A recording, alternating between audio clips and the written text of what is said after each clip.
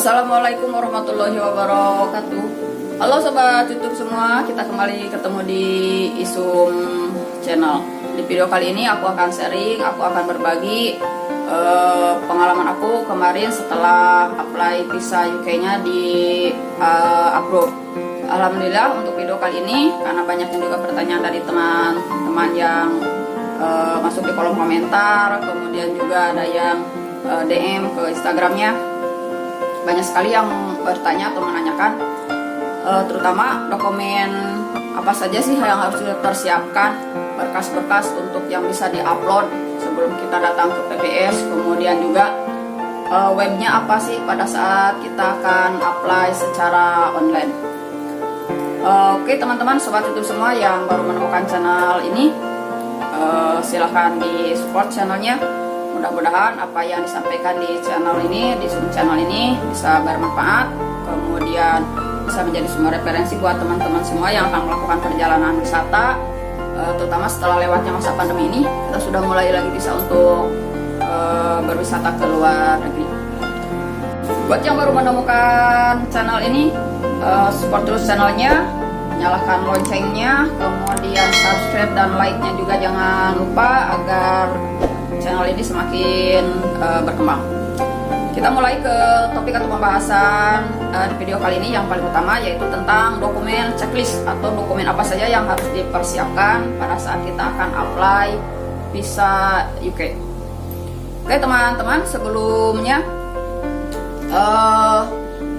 sekarang kan kita sudah mulai bisa melakukan lagi aktivitas wisata ya, misalnya lagi melakukan aktivitas wisata. Nah, dokumen-dokumen apa saja yang harus kita lengkapi atau yang harus kita persiapkan pada saat kita akan melakukan perjalanan ke luar negeri.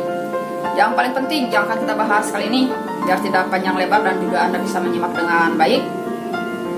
Dokumen checklist. Dokumen checklist itu adalah dokumen yang harus Anda persiapkan pada saat Anda akan melakukan apply visa ke suatu negara. Nah, untuk bahasan kali ini kita konsentrasi ke visa UK. Oke, dokumen-dokumen yang harus Anda persiapkan untuk apply visa UK. Sebelum ke dokumen, yang paling utama itu Anda harus masuk dulu ke web UK-nya. Web yang mana di dalamnya itu berisi tentang dokumen-dokumen yang harus Anda persiapkan, kemudian persyaratan-persyaratan umumnya, kemudian link untuk Anda upload dokumennya, kemudian juga link untuk janji temu atau appointmentnya. Untuk dokumen checklist, yang pertama adalah paspor. Paspor yang harus Anda miliki adalah, atau yang harus masa berlakunya itu minimal untuk ke UK itu adalah 9 bulan. Kalau misalnya 6 bulan bisa nggak? Nah, kalau misalnya masa berlakunya itu 6 bulan, takutnya nanti pada saat Anda akan berangkat, masa kadaluarsanya itu sudah melewati masa 6 bulan. Karena dari catatan approval visa untuk UK itu, mereka memberikan waktu perjalanan kita, waktu kunjungan kita, waktu kita akan stay di UK itu selama 6 bulan. Jadi kalau misalnya kita apply hari ini, kemudian misalnya visa kita itu hanya tinggal, bukan visa, paspor kita itu tinggal 6 bulan, takutnya pada saat kita berangkat, nah sudah melewati masa 6 bulan tersebut. Jadi visanya dianggap kadaluarsa. Itu yang harus menjadi catatan. Jadi minimal untuk paspor, untuk yang akan apply visa ke UK itu minimal paspornya 9 bulan, masa berlakunya masih bisa dipakai. Itu yang pertama. Yang kedua adalah KTP. KTP itu plus atau sekaligus dengan kartu keluarga, ya, KK dan KTP sebagai bukti identitas kewarganegaraan nasional. Kalau misalnya paspor itu kan sebagai identitas kewarganegaraan atau bukan kewarganegaraan, sebagai bukti identitas atau KTP internasional yang bisa digunakan untuk di berbagai negara sebagai bukti identitas diri. Itu yang kedua, KTP dan KK. Syarat yang ketiga adalah bukti bahwa kita memiliki pekerjaan tetap. Nah, kalau misalnya PNS sudah jelas atau pegawai pemerintah itu sudah jelas ada SK-nya. Kemudian bagaimana kalau misalnya swasta? Nah, kalau misalnya kita itu pekerja swasta atau pekerja mandiri yang memiliki perusahaan sendiri, yang pertama adalah pada saat kita melampirkan dokumennya itu harus memiliki legalitas yang jelas. Artinya, kalau misalnya di surat itu harus ada kop suratnya, kemudian harus ada surat izin usahanya, kemudian yang jelas bahwa kita memiliki usaha atau kita bekerja di badan usaha yang legalitasnya jelas, ada surat izinnya, kemudian juga ada izin pendiriannya atau ada SK pendirian perusahaan tempat kita bekerja. Itu yang ketiga. Kemudian kalau misalnya bagaimana kalau misalnya kita cuma punya NPWP? Kalau misalnya ke UK NPWP itu tidak terlalu diperhitungkan, tetapi yang sangat mereka perhitungkan atau konsentrasi mereka itu adalah bahwa kita benar-benar memiliki pekerjaan dan menjadi sumber benar-benar penghasilan atau yang menjadi rujukan bahwa kita mampu untuk melakukan perjalanan ke UK. Itu yang menjadi konsentrasi mereka. Yang keempat ini syaratnya masih ada korelasi atau hubungannya dengan yang ketiga, yang dokumen pekerjaan kita. Korelasinya adalah dokumen yang keempat itu adalah dokumen penjamin atau sponsor. Nah, banyak teman-teman yang bertanya, apa sih itu sponsor? Kalau misalnya nggak ada yang mensponsori, gimana? Sponsor di sini bukan berarti bahwa ada pihak ketiga yang mensponsori. Memang ada pihak ketiga, tapi pernyataannya itu berkorelasi atau berhubungan langsung juga dengan dokumen yang ketiga. Jadi kalau misalnya kita nih PNS misalnya, kalau PNS berarti sudah jelas sebagai sponsornya itu adalah kepala atasan tempat kita bekerja. Kalau misalnya saya kan guru ya, kalau misalnya saya guru, atasan saya itu kepala sekolah yang menandatanganinya langsung di surat pernyataan pekerja bahwa saya itu PNS yang bekerja di instansi yang beliau pimpin. Nah, di surat sponsor itu beliau lah yang menandatangan atau kepala saya lah yang menandatangan bahwa saya akan pergi ke UK itu dinyatakan di sana benar-benar untuk melakukan kunjungan wisata dan bukan untuk mencari pekerjaan atau perstay lainnya. Nah, itu yang perlu diyakinkan di surat untuk sponsor ke UK untuk PNS. Kalau misalnya pekerja di bawah BUMN, BUMD atau misalnya di pekerjaan swasta lainnya dibuktikan seperti tadi. Kalau misalnya kop suratnya jelas, kemudian legalitasnya jelas dibuktikan dengan SIUP, kemudian NPWP perusahaan, kemudian juga badan usahanya itu jelas legalitasnya. Nah, yang menjadi sponsor adalah berarti kepala perusahaan tersebut. Kepala perusahaan tersebut bisa HRD atau misalnya manajer atau kepala perusahaan. Nah, seperti itu. Jadi maksud sponsor di sini itu adalah yang benar-benar bertanggung jawab atau menyatakan bahwa kita bekerja di perusahaan tersebut dan mereka benar-benar bertanggung jawab bahwa kita berangkat ke UK-nya itu untuk wisata. Nah, itu adalah poin penting yang keempat. Yang selanjutnya yang menjadi konsentrasi untuk apply visa UK adalah rekening koran. Rekening koran atau tabungan yang kita miliki itu harus kita print out buktinya, lembarannya atau berkasnya itu 3 bulan terakhir. 3 bulan terakhir rekening. Kemudian banyak teman-teman yang bertanya, berapa sih uang yang harus ada di tabungan atau berapa sih besarnya yang harus ada di tabungan kita selama 3 bulan.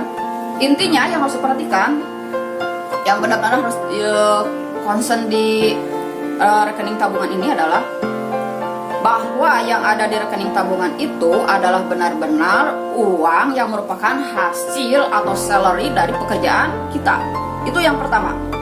Yang pertama yang menjadi perhatian itu adalah terkoneksinya atau masih ada hubungannya dengan yang nomor 4 dan 3.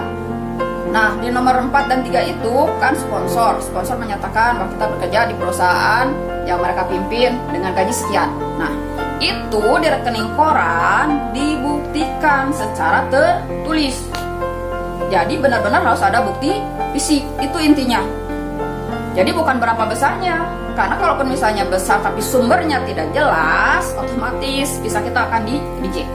Saya yakin itu, ya, karena teman saya mengalami pada saat dia beranggapan bahwa harus ada 100 juta, langsung suaminya itu masukin ke rekeningnya itu 100 juta dan ternyata di reject. Kenapa bisa seperti itu? Karena di catatan rejectnya itu pihak PBS atau pihak kedutaan menyatakan bahwa ada transaksi secara tiba-tiba, deposit suddenly. Nah, itu tidak bisa, itu tidak boleh. Jadi yang jelas rekening koran selama 3 bulan itu harus bisa membuktikan jumlah gaji kita itu dan sesuai dengan yang terdapat di surat sponsor. Itu yang pertama. Atau yang terdapat di SK yang dilampirkan gaji pokoknya berapa. Itu yang paling utama. Bukan besarnya. Besar iya, tapi kalau misalnya besar juga mencurigakan dan tidak jelas sumbernya, ujug-ujug istilahnya tiba-tiba suddenly ya, ada deposit tiba-tiba, nah itu biasanya langsung di reject. Jadi tidak boleh ada transaksi mencurigakan di rekeningnya. Itu. Selanjutnya masih ada hubungannya dengan rekening koran. Nah, selain rekening koran, yang nomor selanjutnya adalah referensi bank, surat referensi bank. Apa sih itu surat referensi bank?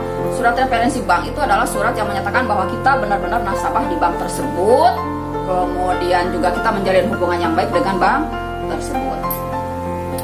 Nah, itu teman-teman yang paling penting dokumen checklist yang harus Anda perhatikan. Selain itu, itinerary atau perjalanan, kemudian selanjutnya itu, nah untuk Inggris atau untuk UK itu mereka tidak minta asuransi. Yang kemarin terakhir saya update itu mereka tidak meminta asuransi, kemudian juga tidak meminta booking pesawat, kemudian juga tidak meminta akomodasi atau misalnya tiket hotel pada saat kita akan berkunjung. Tapi mereka lebih concern ke 3 hal yang tadi. Kalau misalnya dokumen tadi sudah lengkap, ada dokumen-dokumen checklist lainnya yang harus Anda lengkapi, dari mulai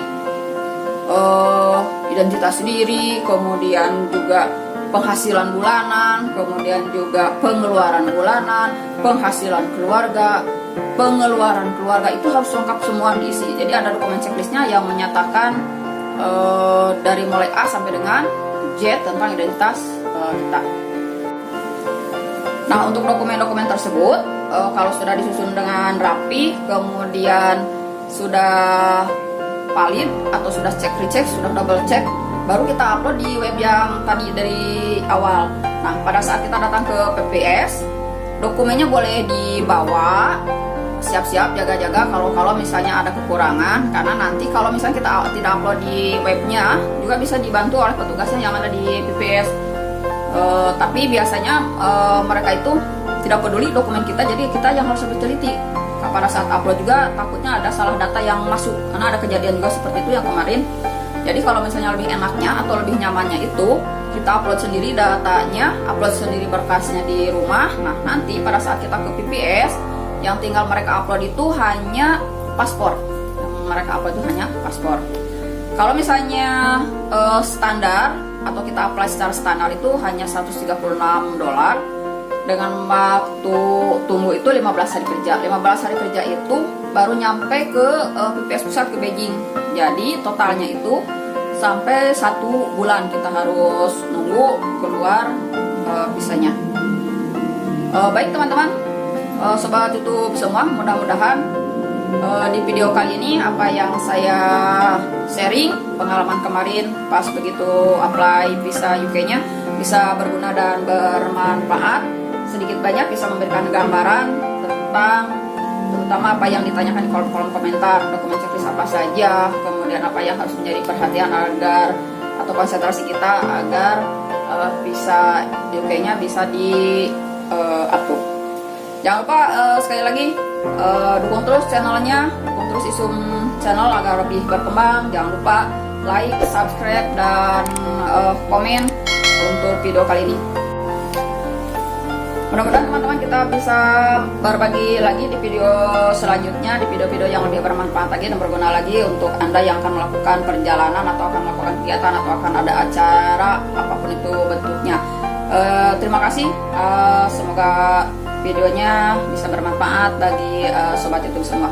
Wassalamualaikum warahmatullahi wabarakatuh.